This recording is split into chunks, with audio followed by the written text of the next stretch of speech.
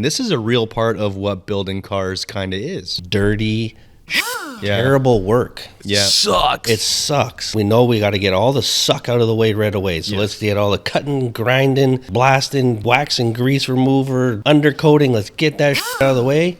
And then it's all good. Getting to that point and accepting that and knowing how to package the suck right away. Tough, man. It's tough. It's hard because it's like, it feels like all suck. Welcome back to another episode on Modify with TrickFactory Customs. If this is your first time watching, my name is Elvis. Tim? I'm Rob. Yes, and we are a custom automotive shop based here in British Columbia, Canada. And we started this podcast to talk about cars because we love talking about cars. And on this episode... We're going to be close to the 1 year anniversary now. No, we're past the 1 year anniversary. Oh, yeah, we're beyond it. Yeah, we're like But this is 62 episodes. Really? Yeah. I thought we were talking about 50. 62 episodes, 62. an episode every week. I know. Yeah, it's Haven't been, missed a week. It's been crazy. On this episode, we are going to be discussing custom car building. 90% suck, 10% awesome. That is a saying that Tim and Rob, I've heard them say a few times. And I was like, we should probably talk about that because custom car building from 50 feet away or from 100 feet away might seem very glamorous. You're building cars in TV shows. You see them swinging hammers. Sparks are flying everywhere. It looks romantic, glorious, but in reality, it's the opposite. It's awesome, unless you're the one doing it. Yes, exactly. And being at the shop for about 2 years now, I've seen so many builds go from start to finish. And in that, the transition is so crazy because you start out and it's just a pile of, sometimes it's a pile of Awesome. Garbage. Yeah, not awesome. And then like I see you guys grind and soft, and it's like a whole thing, and it's like emotions run high and you scream at the part and all of that, but you go from that to like a finished glorious product, and that's the appreciation part. And so we're gonna dive into that today. And so with that said, let us get started. And also, speaking of Christmas, you will see I'm wearing, if you're watching video, I called for Black a cowboy. kick Christmas for our staff party that we're having today, and Elvis came full send. yeah, I Literally made my whole day. You made my day too, Elvis. Aw, so Here's to sweet. you. You got a brown button-up shirt. You got. There's a little you bit got of the Brokeback vibes in there, though. You got the Canadian tuxedo jacket, Yeah. the Storm Rider Yeah. on. Yeah, you know, it's a cold cowboy Christmas. And, Come on. This Just cowboy touch hat of- you got touch going of on America. here with Yeah. American flag all over it. America. Yeah. Makes me want to go supercharge something today. I know. Fuck yeah, Send do a it. burnout. Send it. You feel the freedom. Yeah. Yes. And so what's been happening? What's been going on this week? We've been putting time in a bunch of our projects, but mostly kind of preparation for the next major push in our Yeah. business. So Basically, a big reset, reset. like a huge reset in our shop. Plus, getting kicked in the nuts every other day. It's not helped with momentum. But Yeah. That's kind of leads into the 90% suck. Yeah. Yeah. Because I who wants know. to get kicked in the nuts? like every day you look at it and you're just like, oh, Yes. of course, 100%. Like, why wouldn't this happen? That'd be great. So, yeah, anyways, not to put a damper on things, but No. things are going good. Yeah. Yeah. And a few projects are getting started back up again. The 190 with the M113 supercharged Well, yeah, and because V8. we got two of them. Yeah. Yeah, That's so getting one's done. being finished, which has been a challenge chasing stuff for it. And then it's like literally days away. And then the other one is little Alex is deep into it. So Yeah. An M113K and a 190E just sounds like an amazing recipe. So And if you don't know we're what the fired up. M113K is, that's a supercharged V8 engine that came in the S55 AMG, S55, CLS SL, 55. CLS E55. Yeah. Yes. So like Tim has a CLS 55. What are the specs on a 113K? like 496 horsepower and 503 foot-pounds. It's a beast. Glorious. Right out of the box. Yeah. It's a monster, and it moves that big CLS really, really well. There's not a lot of cars actually that can compare. Even Well, today. I mean, there is From there's a roll, there's not a lot that can beat that. It's Off a pretty the line, awesome it's hard car. to beat. It's a pretty awesome car. So in a 190E, which is significantly less mass, lighter, way smaller. It's going to be awesome. Our one customer actually committed to putting, what's that supercharger? VRP speed Whipple on his. So like 700 and something. Dude, this thing is supposed to be good for what, 750 horsepower? So it's going to be terrifying. That's monstrous. Monstrous supercharged power. So yeah, we're looking forward to getting into turning into Mercedes specialists. I know. G-Wagons, 190s. It's kind of a thing almost. Yeah. Like we never intended for that, but it just became the way something. It's transitioned. Yeah. But I love them. And Porsches too. We're doing Porsche things. Lots of Porsche things. Yeah. So the G-Wagons. RSR is Tribute heading car. out to ice blasting today. But yeah, that's been our month. Yeah. Sick. And then, so with that said, we're going to get started. Okay. Custom car building, 90% suck, 10% awesome. Do you guys care to expand? I don't even know where to start. Go ahead, Tim. Like I say, like car building is like based on like there's like several different categories of what car building represents, from like the actual hands-on of building to running the business and just everything about it. Yeah, so that's what we had Customer established. service. Is this from a enthusiast standpoint or from like a business owner standpoint? Yeah, I think we should just cover it all. So, like we talked about, or like I mentioned in the excerpt from earlier, custom car building can be seen as very glamorous, just because I feel like TV in general portrays it as such. And so that's like the first part of things. There's a lot of non-reality in TV because for example, we've talked about this before of like how TV shows are not a true showing of like reality, of how, for example, on a TV show they show only sparks and they show just glamour shots, and then 2 seconds later or like 30 minutes later you have a finished car, but it takes years. I would say that the biggest misconception, and then what's going to frustrate you the most, is the timeline that you and people around you expect this to happen in. Yes. Because I would say on average, if I had to be with all of my experience, if you're going to build something ground up from nothing, it's going to take you 4 years. 4 years? I think 4 years is not unreasonable for somebody at home doing everything themselves, or as much of it as they can. It's gonna take you 4 years. So I gotta I question like, okay, 4 years, is that one car? You're only doing one vehicle? Well, this is an enthusiast, one person doing one car. Mm-hmm. So like you're not a professional, like you're kind of doing your thing. And you're not doing this full time. So you're not doing it full time. Oh, okay, I see. This is not 8 hour days. This is like straight up enthusiast standpoint. If you're gonna try to do something from nothing and you take your car back to a shell and are trying to build it back up, and you are fairly dedicated, I think it'll take you 4 years. I feel like that's a long time, though. It is a long time, but I'm talking a full build. Yeah. So every nut and bolt, like... Yeah, you take it back to a shell, and you want to try to build it up, and I think it's going to take you that long. By the time you get it painted, and we're talking paint, bodywork, interior, the whole thing... And if you're doing any custom things too, like if you're even like making a roll cage or all of these things. Yeah, it's just a huge amount of hours. Mm-hmm. So you break those hours down over a period. Like I would say, what did we discuss? A full car is probably 2,000 to 3,000 hours. So that's 16 hours a weekend. If you're super dedicated, or a couple hours a night. You don't spend time with your family, nothing. It's going to take you a while. Yeah. So I don't know. The hours, it's just math. That's a long time. And yeah. You look at it like even a simple project like our Eurohole project, it's like, why isn't it done yet? Why isn't it done yet? Talk about that. And it's like 3 hours a week, man. It's going to take a bit. Mm-hmm. And we're fairly proficient at it. So we accomplished a good amount of work in 3 hours a week. Yeah.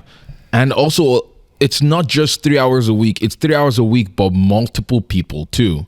So imagine doing this if you're a home builder by yourself, because you work on it. Alex works on it. Anyone else like Spencer, if they have time or anything. But it's like it's a compilation at once. But if you and we're all doing different things. So Alex is designing, like, for example, the seat brackets for the Eurohole. Like, Alex put in a tremendous amount of time, but then that you didn't also count in all the bending that went into it, the laser cutting, all of that stuff. That is so all if you time. had to put a value to that, and we're doing it for a customer, those seat bases realistically probably be a little over $2,000. I was going to say 3,000. Alex did them pretty quick, and then the bending Yeah. made it easy because that was part of the design. And then the actual laser cutting and the hard cost of the materials. Yep. By the time we're done, yeah, we're probably about $2,000. Insane. So you have to put that into your math too. Like, can you afford to do that every week? Yeah. Like, we have resources available to us, so it's obviously not that's the expense, but it's like, can you pace $1,000 a week, Yeah. $2,000 a week? Some people can, and that's tremendous. But the reality is like 90% of why these projects take so long is finances. Mm-hmm. So it's like planning that out, and then it sits and it dies, and now you got old shit that is outdated, and you're just Yeah.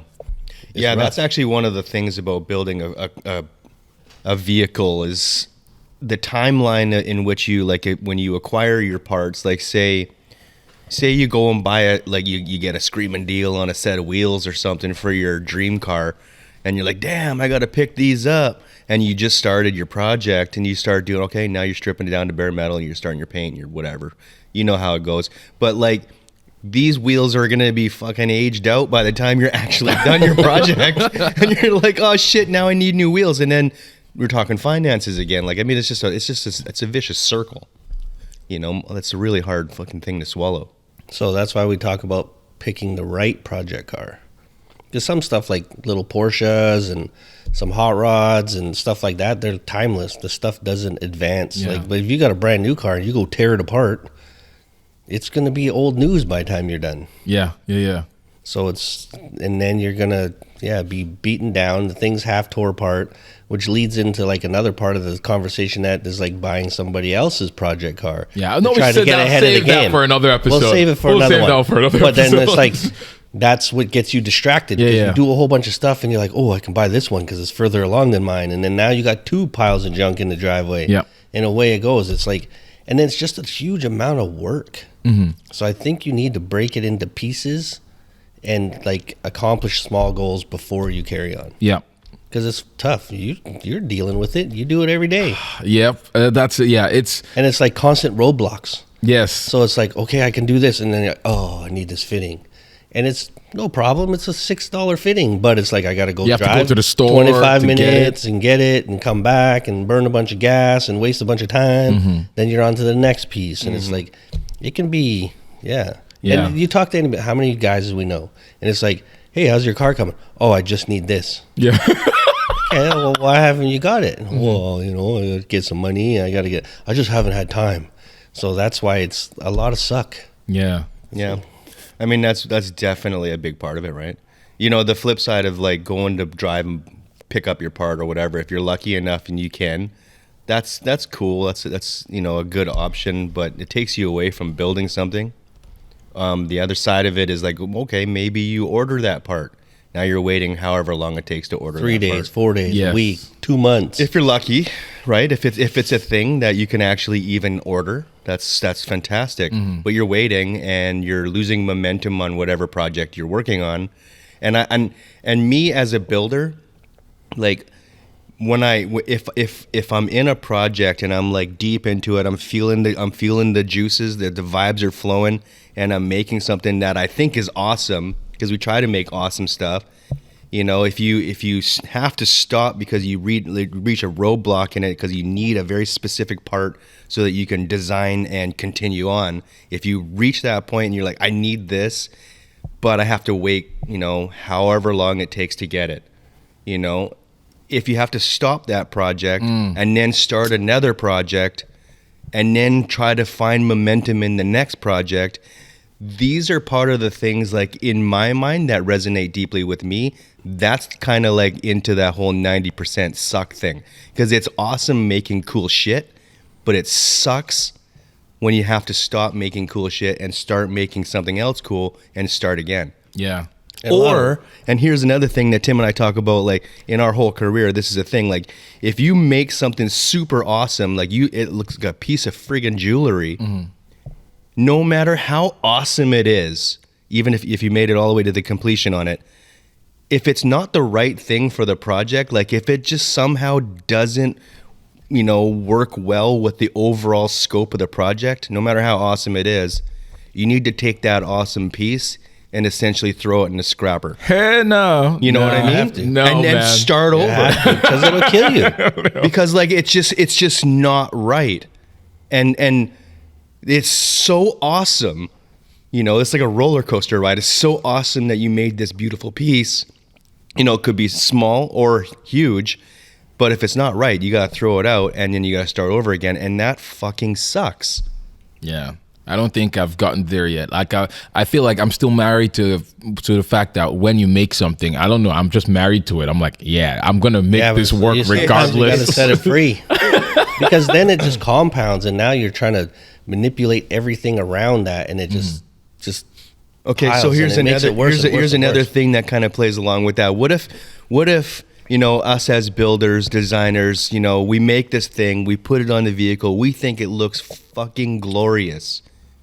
And then our customer comes in and goes, it's beautiful, but what if we just change this little shape right here just a little tiny bit? And you just like, No, not happening. I was just I was just listening to a Roadster Shop video or podcast or something. Remember, they were talking of that same thing of it's like everyone has to have thick skin in a project. I guess do. it You do. includes Yeah. the 100%. customer, the customer / client, you as the builder, everyone, people working at the shop, everyone has to have thick skin, because when, for example, the customer says, "Ooh, I don't like this" or something, you have to be willing to. And you're like, you think it's like the piece de resistance, right? You're like, but this thing you're is in it. beautiful. Yeah. It happens between me and him all the time. It's happened between me and you. Yeah. And it's like, if you don't, you'll be devastated, because like there's simple things. Like we just literally had a conversation about this. It's like you could be struggling with it for 2 hours, and I'll just walk up and be like,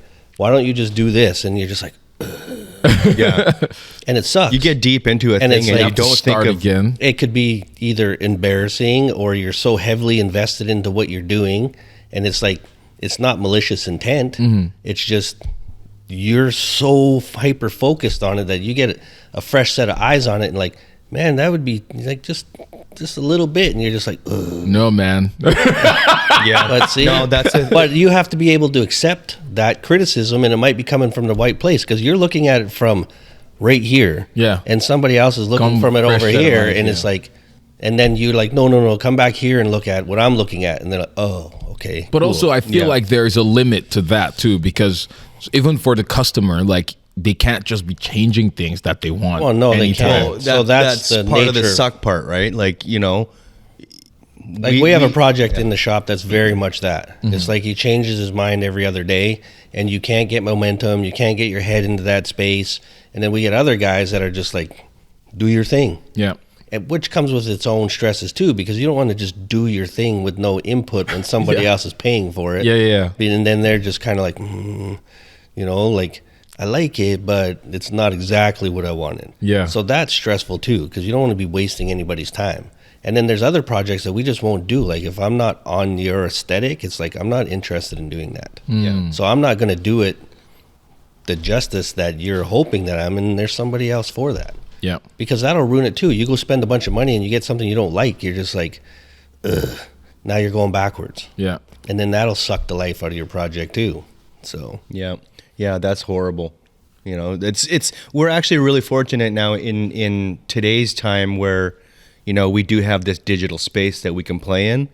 So a lot of that sort of like that missed communication visually, through like art renderings and just things like that, we can tend to sort of mitigate a lot of those sort of like design challenges or things like that, like right off the hop. Like you can come from a better place initially, but like, back in the old days, like, Tim and I, we would like make wireframe, sculptures and things like this to sort of help like bring sort of visual cues aside in real life for our customers to see before we like really committed to like the hardcore fabrication part. Because when you're shaping like metal, sometimes that doesn't come across it. very it's well. not like right? Play-Doh. Like you're getting some real hours into it. Yeah. So like we're fortunate enough now that we have the digital space that we can play in, and so it does help a lot. But it leaves a lot on the table as far as like some of the underlying things that you don't see. Like usually when you see a render, like you see like the skin of it.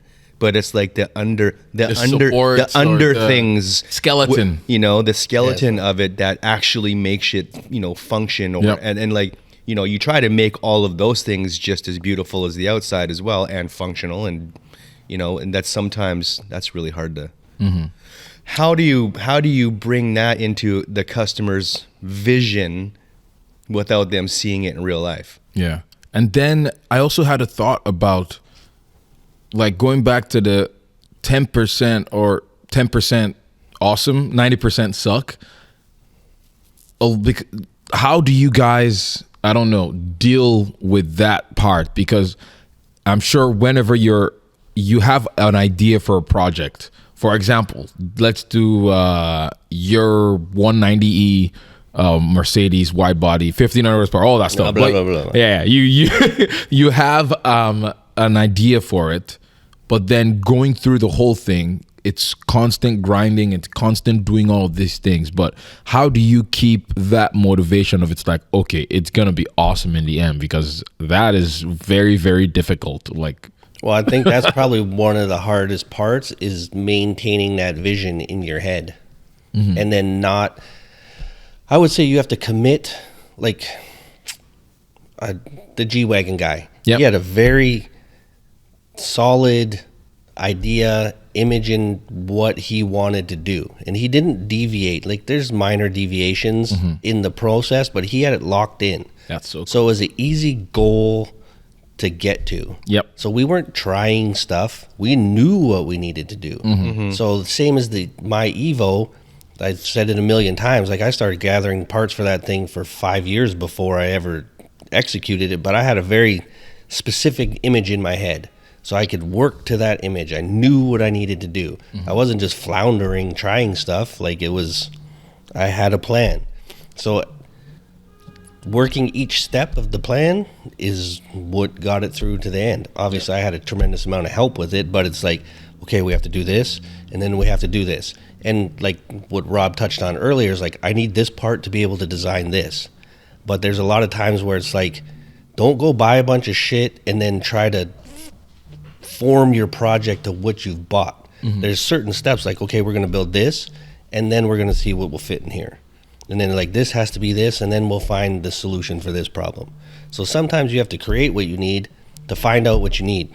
Because if you start doing this Frankenstein stuff, like, oh, I got a crazy deal on this, and I got a crazy deal on this, and this goes back to the dyno thing, like, oh, I got a wicked deal on these, I got $8,000 heads for like $1,000. Yeah. But now you don't have any of the stuff to go with it, and it's just compounds, and like, oh, now I got to get this, now I got to get this, I got to change this, and someone comes along and is like, that's not going to work with that, and you're like, oh no, and then it's like you're going backwards, and you got this mishmash of shit, and a car that doesn't work good. And then sometimes stuff just isn't good. Like, you buy it, and you're like, you think it's good, and then you find out it's not good. Yeah. And then that's a kick in the nuts too, because you spent real money on it. It's like my ECU. I spent a bunch of money on it, and now it's no good. I didn't know. I thought I did everything I was supposed to do. And then we have some crazy stuff, crazy high-end shit, and we got a call like, hey, we got to change this out of that because it's not working. So like, even when you do your, you Due diligence and buy the best of the absolute best, sometimes there's little things that need to be fixed, which is devastating, because you're like, in your mind, it's like, I bought the absolute best of the best. I should not be having to deal with this. Yeah. And then it's reality. So it's like all these, like, I'll get an email thread. I got one yesterday about another project, and you're just like, oh, fuck. Yeah. Like, why? I don't need this now. Like, I'm at the finish line, but it turned out to be something simple, and you appreciate that they reached out and told you about it before it became a problem. Yeah.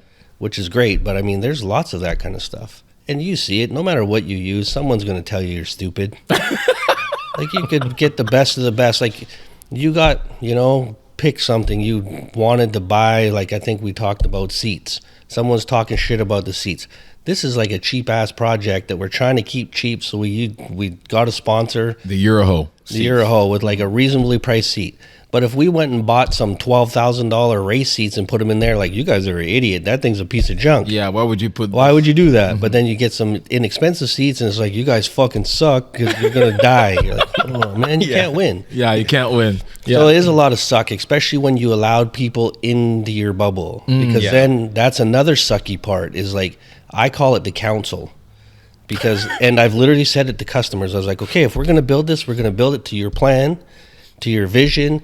This is what I think we need. But if you're going to be constantly putting it before the council, like your circle of friends, and allowing them to manipulate your decisions based on a lack of knowledge, like, okay, if you have a guy that's like, whatever, he's super, 100%, I'll be like, okay, cool. Yeah, I didn't know that. Let's do it. But if you're just asking your buddy that doesn't have anything, or his car's a pile of shit, and you're going to take his because he wants to spend your money on your project, and you let all that noise in, that's a lot of suck, because then you start getting frustrated and confused, and you don't know what to do, and you lose momentum because you don't want to do anything because everything you do is stupid. It's like, that's why sometimes your best friends are your worst enemies. Yeah. Yeah, that's a real problem. Especially, like, these are definitely big issues that we're faced with nowadays. Well, we're actually quite a bit more experienced and smarter at sort of like vision or seeing who these people are right away. But like, people come to us and say, "Hey, we totally love your style. We want you to do your thing. Do your thing, man. I believe in you." But then they go and talk to all their friends and put it in front of their council. And like, they come back and they're constantly changing shit all the time, or adding other things, and you're like, bro, I just like custom made all of this shit to fit that particular thing to it, and it's not that simple for me just to change that one thing, because that snowballs all into a whole bunch of other things. Like, and a lot of time it's easily dismissed just solely based on budget. Yep. It's like, this guy says we should do this. What do you think about that? You're like, okay, well, it's $17,000. Oh, do you want to spend that? Well, no. Then you get this. Okay. Yeah. And then it's easy. So it's all up to the customer that, like, regardless of how it turns out, like, you guys are doing something, but then the customer takes it before his friends, and you guys have already spent insane amount of time doing this, and they want to redo it again. So regardless of what you think, if the customer says, sure, I'll spend the money, then you guys change it? Or is there an element of, nah, you abandoned the idea? I think that is one of those kind of things that sort of slides a little bit. Like, more often than not, no, we'll stick to our guns. Like, we believe in what we've done. Mm-hmm. Unless it's like if it's going to elevate the project to a different level, then, if you're willing to pay for us to do what you asked us to do, and then now you want to change the scope of the project, and you're willing to pay for it, it sucks, but yeah, we'll do it. Yeah. But if it's something just, a lot of times you're just like, way too off. It doesn't make sense. Like, maybe save that for the next one, because we only have half of what you're trying to do right now. Yeah. So it's like, and a lot of times it's things that they want to do. You're like, well, this isn't a track car, so why would we do that? Well, this guy says this is way better. It's like, yeah, it is way better, but you're never going to be using it like that. So why spend the money on it? And why change all these other things when it's not within the scope of what you told us you wanted? And it's simple things like, why wouldn't you put Olin shocks in this? Like, well, I don't necessarily need Olin shocks in a 69 Skylark, but if you want to buy them, go ahead. But if that's going to take away from something else that needs to be done from your car, your budget's going to come up short. So whatever you want to add, that goes on top. That doesn't come in. Like, I'm not taking away from what it takes to actually build this car so you can have some crazy shocks. Because some guy put them in his, 458 or something. I don't know. Yep. But yeah, it's all those sort of things are like, and it's constant roadblocks, like throwing up roadblocks. Like, oh, now we got to get this. Now we got this. And then it's like the momentum starts to fade. And it's, next thing you know, it's sitting.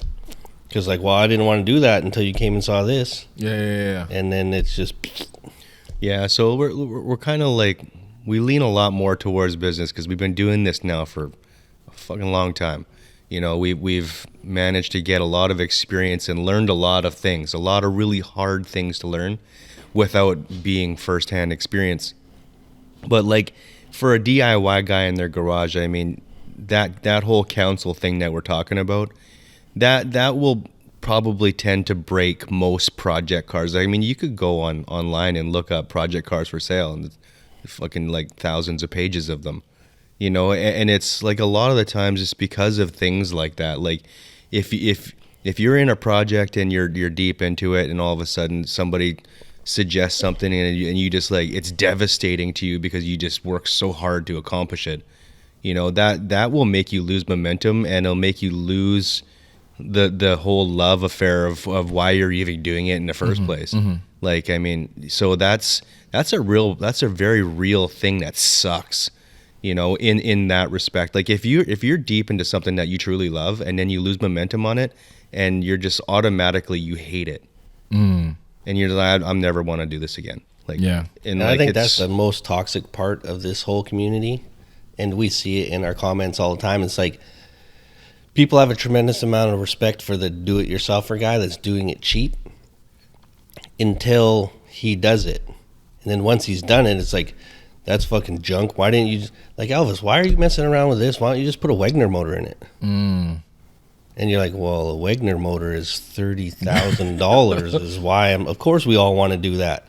So then they try to make you feel stupid for trying to do it within your means, your budget, your timeline.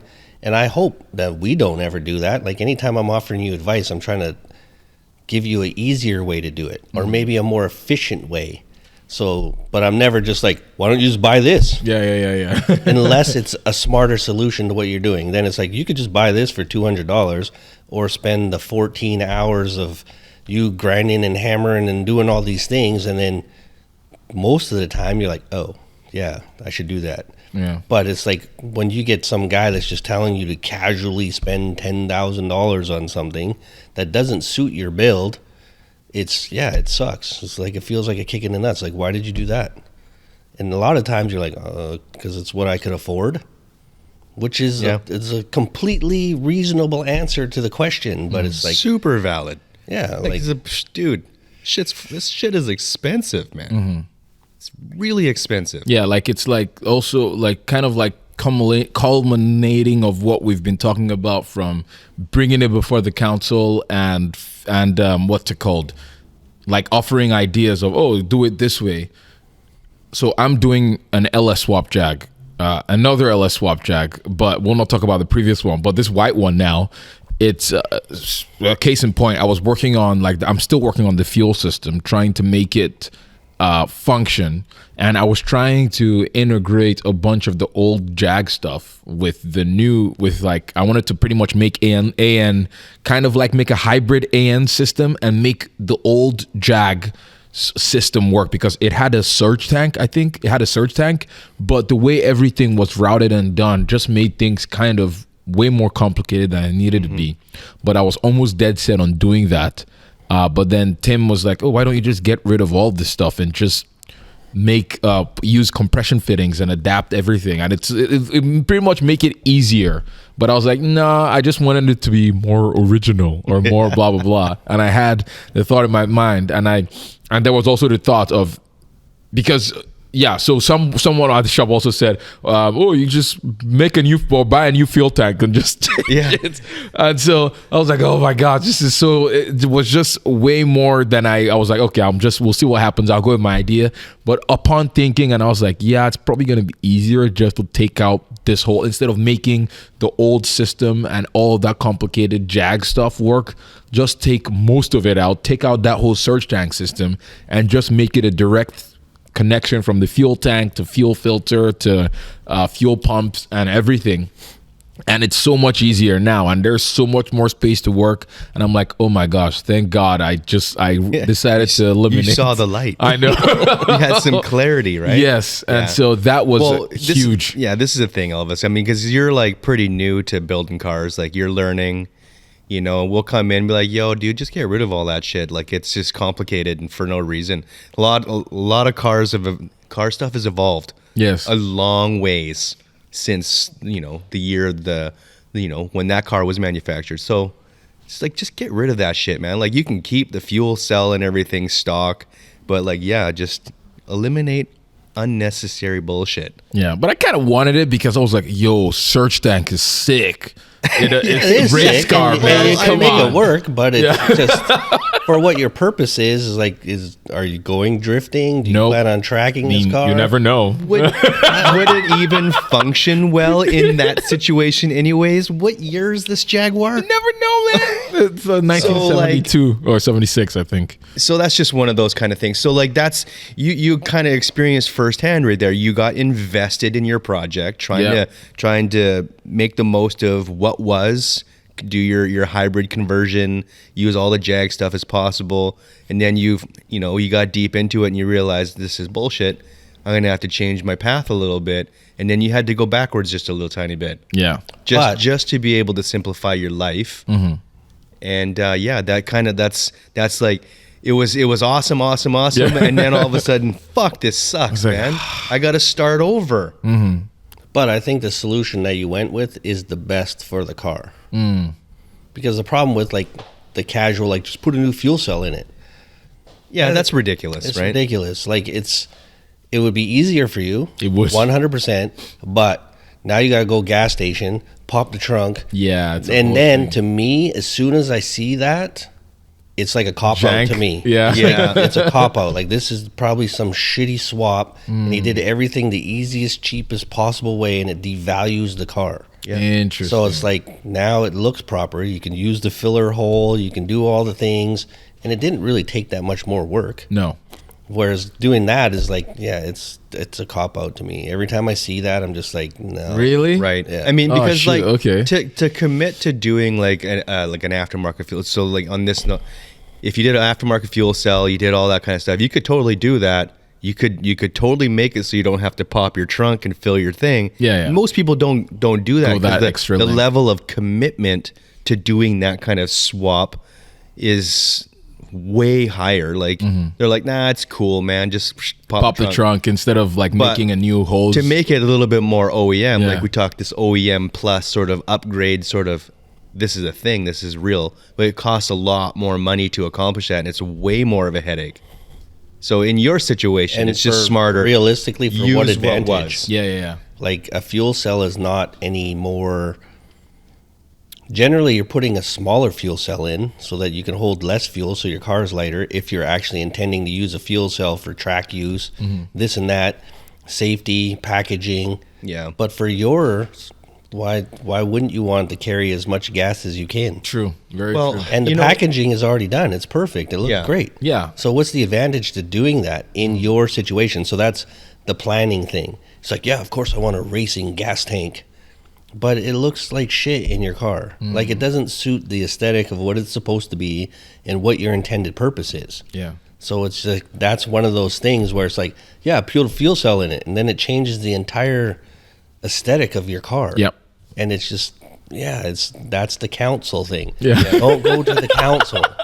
Yeah. But Yeah, and that's definitely like, when you start thinking about all these new parts and all the things that are available out there in the aftermarket, like, there's a lot of really cool shit available, And it's like, exciting, it's too. really exciting, Oh, and that you stuff. definitely lends itself into, this is awesome. Yeah, I yeah. love it. Like, who doesn't love that? Of course. We love getting new packages, delivered, cracking open boxes, pulling things out, shiny new bits. That's awesome. But when it's time to do the feels work, really good. Yeah, it's a huge but then amount of work. putting it in there now, now you're going into the 90%. Like, this is the part that sucks. Like, I actually have to make this universal thing work fit, for my application. and like, we talk about packaging on occasion. Like, packaging of things in a project is the part that really sucks. Yep. Like, it creates the snowball effect of modifications that need to be done.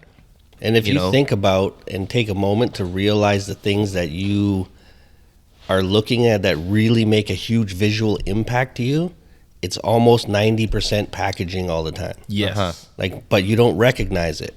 But the amount of time and effort that goes into packaging in some of these cars is what makes those cars what they are. So true. And you look at it and you're just like, oh man, the hours, everything's perfect and it fits. But then you, at the opposite end, is you see a car that's had no time put into packaging. It's like, boom, fuel cell in the middle of the trunk, roll cage, you can't get in and out of the car, race seats, the headrest is touching the ceiling, and like all this type of stuff where they didn't take the time to fit it properly to the vehicle. It looks like hell. Yeah, you're just like crashing through. You're like, fucking, oh yeah, let's do this shit, man. Fucking toss it in there. It's awesome. You got a fuel pump hanging down below the fuel rail. Like, holy shit, this thing's going to catch on fire. Yeah. Like you have all these, and it looks like hell. It looks like hell. Yeah. And so a lot of people don't put time into that part of the build, and so that's what it makes them not look good.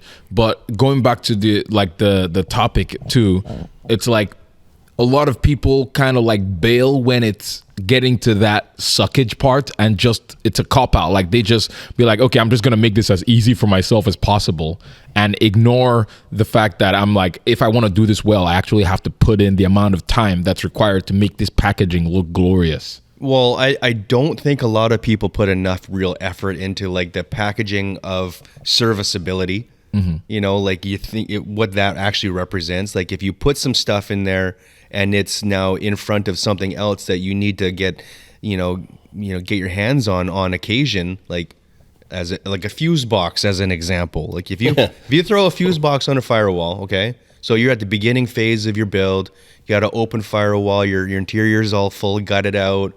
I got this giant space. I'm gonna put a fuse box, boom, right here. And you're like, damn, that looks good. You do all your wiring, it looks kick-ass, and all of a sudden, oh shit, now I want to put an AC unit into this car because I got a killer deal on one. I found it on Marketplace or whatever.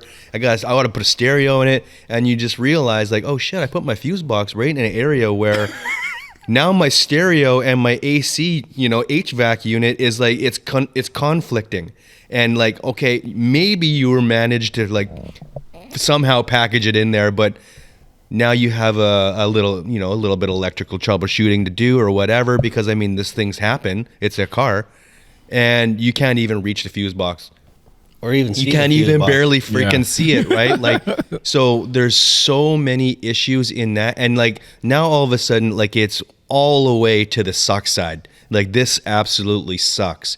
Used all great stuff. You got great deals on it. You were riding a roller coaster high. Like, this is freaking awesome. But now it fucking sucks, and I hate this car. I never want to work on it again. Yeah. Park it over there in the corner, and it's dead to me. That's a very good point. Also, going off topic a little bit, speaking about fuse boxes, I needed to change the fuse box or one of the fuses in my E90 BMW. The spark plug, what do they call it? The cigarette lighter, like the 12 volt, whatever. And I was like, okay, it kind of went out. So I was like, I need to change this thing. Do you know where the fuse box is? In the BMW? Yes. It's probably someplace stupid. Underneath the driver's seat or something? Inside the glove box. But it's inside. So you can't even reach it almost at all. I have to it's like inside the glove box, but it's not just inside. It's like inside or like past the glove box, so you have to take off a cover at the end of the glove box, so you're trying to reach it with like fingers, and it's a whole thing, and I couldn't even, one of the fuses fell into like a panel. I don't know where it is. And it's like, I don't there's a spare in there now someplace, just rattling and all that, and I'm like, why would you choose to put a fuse box that deep into where it's not serviceable? Speaking of, I'm like, an OEM that's made cars for almost 100 years or over 100 years should know better than this. Anyway. But I think dealership service sort of is built into the engineering of those cars. Yeah, and so they have to take off the whole dashboard. Yeah, just they to want you to take it to the dealer. So you're going to look and like, no. Can you imagine? Oh my gosh. So I think those service visits are like built into their plan. Yeah. They're not going to make it easy for you. Yeah, just a little rant, but that was something that ground my gears so much. I was like, come on. Elvis, it sucks to be you. So yes, when I do my body swap for my Jag and cut the body off, I will relocate that fuse box instantly. Mm-hmm. So we'll see what happens. Top of the list. I know. Yes. But yeah, I think we discussed mostly the logistical problems that make up part of this 90%. Yeah. I don't think we really addressed that just a lot of this stuff is just dirty, shitty, Yeah. terrible work. Yeah. Sucks. It sucks. Like, it literally sucks. Yeah. Like you should toss in like a clip or something of when we were needle scaling the G-Wagon oh frame. my gosh. You remember Yeah. that? Because you It's can't just you loud, can't it's forget dirty. that right away. Like, No. It took us fucking all day long to Yeah. needle scale the whole frame, the diffs. You know, we're talking every nook and cranny Yep. to get this heavy rust off. And this is a real part of what building cars kind of is. Yeah, it's very dirty. There's noise like the Yeah, needle it's scaler brutal. is everywhere. You're cutting brackets off. There's metal hot. shavings everywhere. Sharp. It's dangerous. It's hot. Yeah. And it's like, I got accused of it yesterday by our customer because I was like, yeah, we'll just make that. And it's like, we're not all you, so I can't just make that. But sure, that's great. But it's like, if you can't make it, that's a roadblock for you. Yes. So it's like, you gotta, there's a lot of things that you gotta accept that maybe you can't do. Yeah. Yeah, it is so annoying because again, like we were talking about, again going back to this to the original topic, it's like you see it at the end of the product, it like looks glorious, but all the amount of time that it took and energy and love and pain and sweat that it took to get to the finish point is so much. And it a lot of times it gets overlooked, and so that's also There's a lot of things that get overlooked. I have a little project here for a friend that his friend bought a welder and just was going to weld it up for him because welding's easy. It's a piece of cake. We've all seen it. You can, rat poo everywhere. oh man! And it's like that's another one of those things that will hold up your project because you thought it was going to be easy, so you went and bought this thing, and now you don't know how to use it, and it's like. There's just so many levels that can make it suck, and then most of it's your own fault. Yep, I did that. The same thing. Yeah, I bought a it's like cheap welder. I was like, I'll just weld it. I can weld these things. Pfft, nope, the welds didn't hold together. It was a disaster. There's like splatter everywhere. So oh gosh. in your mind, Yep. in that moment, it's like, okay, I got to weld up these floor pans, these rust holes. I'm going to build a roll cage. This thing is going to be sick. And then your first weld is like, and then it's like booger. all these things fall off the list immediately. Like, oh no, I'm not going to be able to do any of those things. Yeah. And it's like without, and so that's like the 4-year time. Like, oh, I got to go learn, maybe ask some questions, do a bunch of practicing before I can even attempt some of those things. But some people don't. And that was a whole nother podcast. They're like, nope, this is going to be good enough. Yeah. Yeah, it definitely lends itself into the timeline for sure. Like if you're just trying to figure it out on the go, the first time out, Yeah. you're gonna have to fucking come to grips with the reality that you're gonna end up, grinding and making sparks and redoing things a lot more. Yeah. And that's really, really gonna suck. It does. Like suck. it's not a good time. I've seen Elvis look around after doing something because he'll do it and then like, Who's watching? Anybody Okay. see me do No one didn't see this. Okay. oh, this was just a practice one. Yeah. And it's like, all do like, not look in I here. saw you. Don't look, man. I saw you, Elvis. What are you doing over Yeah, there? I know. I'm like, gosh, don't look. This thing looks terrible. What you doing? But again, in the comments, it's like if you can't do all those things yourself, you suck and you're not a car enthusiast. Oh, yeah. So here's another kick in the nuts because you're like, I busted my ass. I'm trying to learn. I'm doing these things, but I can't do this. I might have to get somebody else to do this particular part because it doesn't make sense for me to be wasting my time on it. But then if you do that, you suck. Yeah. And you're like, ugh, man, I got to figure this out. And then it's like if you have the fortitude to do it, it's just takes it's time, man. And I think the time thing is just what makes it all suck. Because if you can break it into pieces like, okay, I'm going to do all the rust repair, and then I'm going to take a moment to revel in my accomplishment. like, yes, I did this. And then I'm going to come back and I'm going to do this. And then it doesn't suck. So like our transition, because we know, is like, I would say we've reversed it. So now it's like, okay, we commit, we know we got to get all the suck out of the way right away. So let's get all the cutting, grinding, blasting, wax and grease remover, undercoating. Let's get that shit out of the way. And then it's all good. Yes. But that's getting to that point and accepting that and knowing how to package the suck right away Tough, man. is tough. It's hard because it's like it feels like all suck. Yeah, even actually specifically talking about all of the grease remover, all that stuff. When I was prepping my engine, my LS engine to go into the Jag, disaster. It was rusty. I had left it under a field for like months or like a year, and so it was really bad rust and all of that stuff. And initially, honestly, I planned to just put it. I was like, when I saw this, I was like, I should clean this, but I'm just gonna put it in the car. I don't care. It's too much work.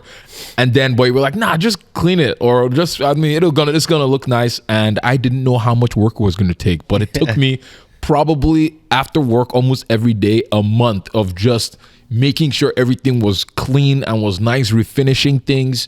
And a lot of those times I was like, I am done with this stupid engine. I'm just going to set a dynamite in it and blow it up and never think about it again. But I was like, I'm just going to see what happens at the end. I was like, okay, it's going to look sick. I remember that, Elvis. I remember that. Oh, my you gosh. struggled with that a little bit. Freaking sucked. But you saw it through. Yes. And now, what's the final result? I do not regret it at all. Exactly. But also, I have also decided, because I bought that motor for like $600, and I was like, next time I'm not gonna go buy the cheapest motor ever. Yeah. And be like, because it was from a southern or northern state, so it was already rusty before I got It's it. because we're older now. So I was like, so your time becomes worth something. yes. So you're like, next time I'm gonna spend maybe $1,500 Yes. because I and don't want buy to be doing this something for a nice. month. Yes. Well, maybe I'll get an aluminum block. That'd be. I know. Yes. I know. All of a sudden, that seems cheaper. Yes. No. Yeah. But no, these are the experiences that you have. Like this, when you go through the experience and you experience the 90% suck, 10% awesome thing, like you tend to sort of realize what choices you need to make and how you can sort of try to shift the balance. Like Tim kind of talked about it a little bit. Like for us now in business, it's not 90% suck anymore. Mm-hmm. It's actually not 90% suck because we're so much smarter at how we approach the projects. I would say that it's more like 50-50 or even more in favor of being awesome. Yeah. You know, I would say on like personal projects, I would say it's like 10% suck, 90% awesome. Yeah. But when it's a customer project, there's all kinds of other layers to Yes. it that make it suck a little bit. So well, yeah, Which makes it it's a 50-50. challenge. It's a challenge when you like if you have to like say creatively hold yourself back a little bit because maybe you're doing something towards what your customer's aesthetic, not necessarily their aesthetic, but what their desire is. Yep. And you can sort of help to sort of like guide them along the path of making the right choices so that their aesthetic matches, you know, what's reality and what's actually going to be cool. Yeah. Or work fucking really well. Yes. You learn these things with experience. Yeah. So Awesome. you got to put in a lot of suck. Yeah. So when you're working on your own projects, you don't have to navigate that.